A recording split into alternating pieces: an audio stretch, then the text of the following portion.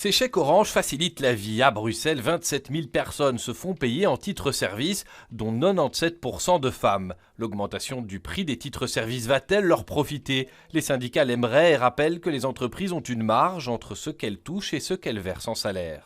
Il y a une augmentation, donc il y a des bénéfices qui vont venir en plus pour les sociétés, mais ce qui sera bien distribué pour le bien-être et le salaire des aides ménagères. Concrètement, la hausse sera de 1 euro pour les 300 premiers chèques achetés et de 3 euros pour les suivants.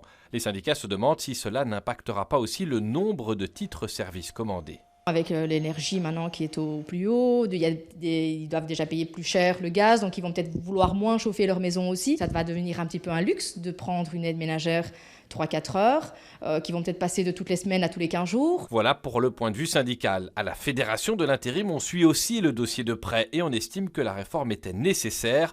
Le prix du titre-service est inchangé depuis 2014, les marges se sont réduites d'année en année. La majorité du secteur est menacée, la rentabilité est mauvaise, pour une large majorité elle est même négative, donc il y a un urgent besoin à s'intéresser de près au titre-service et à rénover le système. Car en plus des 9, 10 ou 12 euros payés par le client, il y a une part de dépenses régionales qui pèse dans les finances bruxelloises. La région complète ce chèque par heure d'environ 16 euros. Donc l'essentiel du coût se trouve dans les finances régionales. En gros, c'est une politique qui coûte plus d'un quart du budget emploi de la région. Par ailleurs, pour limiter la perte ou augmenter le bénéfice, plusieurs entreprises font déjà le choix de réclamer des frais de fonctionnement supplémentaires à leurs clients.